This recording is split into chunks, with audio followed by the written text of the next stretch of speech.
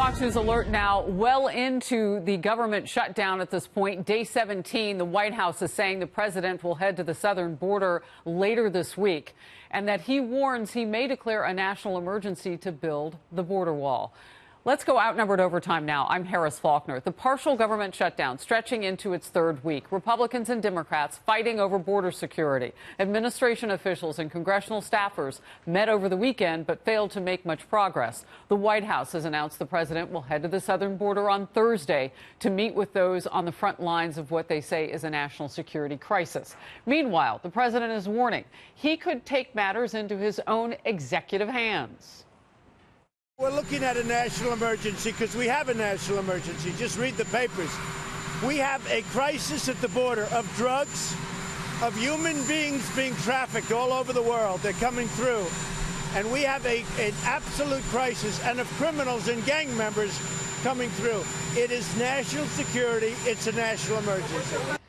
Chief White House correspondent John Roberts, more now from the North Lawn. And John, last week I asked Mercedes Schlapp, right, standing where you are now, whether or not the White House would consider this. We've moved this forward a few days, and now we have it. Yeah, and there doesn't seem to be much movement on it. We can tell you something. There's another moving piece to this as well, Harris. Fox News has learned that the president is considering making a primetime address about border security and the shutdown tomorrow night, that they're in the process now of talking with the networks to see if there is availability for a primetime address. So we'll keep you posted on that. In addition, as you mentioned, the president will be heading to the border on Thursday. It's likely that he'll go visit somewhere in the Rio Grande sector of Texas.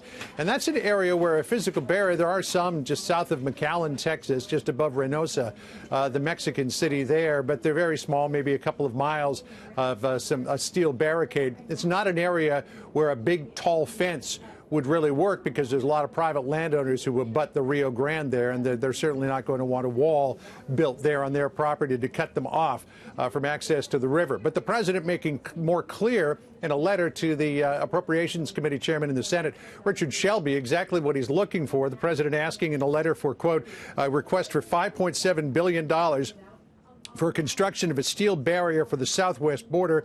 A physical barrier wall creates an enduring capability that helps field personnel stop, slow down, and or contain illegal entries.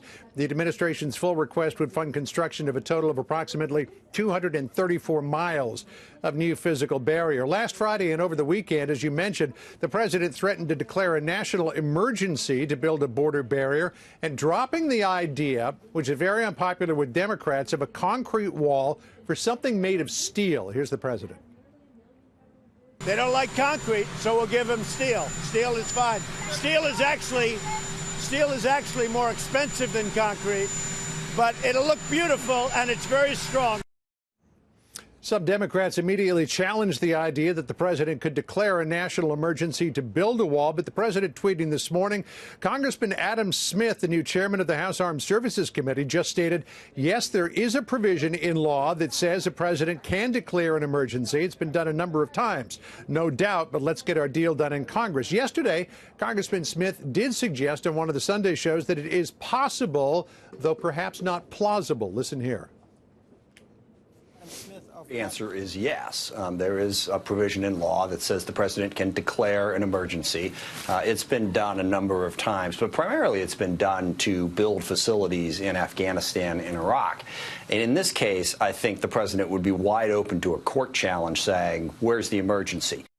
Both sides at the moment are dug in. The Democrats think that they can win this battle politically by making this whole idea of a border barrier, whether it be a concrete wall or even a steel slab fence, very unpopular with voters. But the president also believing that if he can keep this going long enough and make it all about national security, as he would in a primetime address tomorrow and as he will in his border visit on Thursday, he thinks he may be able to wear the Democrats down, and if not get $5.7 billion, at least get some distance toward that. Harris? Yeah, you know, we've seen numbers, $2.5 billion from the vice president a couple of weeks ago. Now it's popped up above $5 billion, and we're at 5.7. So somewhere in there has got to be a magic number. Real quickly, when I talked with senior communications team member Mercedes Schlapp last week, the president still wanted to work with Congress. Are we still hearing that at this point? Oh, he does want to work with Congress, but the White House is complaining that Congress doesn't want to work with him. They're saying no money for a wall at all. And here's the real irony of it all. The White House was willing to accept prior to Christmas $1.6 billion. They also wanted a $1 billion slush fund in there to use however they see fit, but they were willing just before the shutdown happened to accept $1.6 billion. So we're a lot further away now than we were back then. No doubt. John Roberts, thanks for scooping up the facts. Thanks. Appreciate it.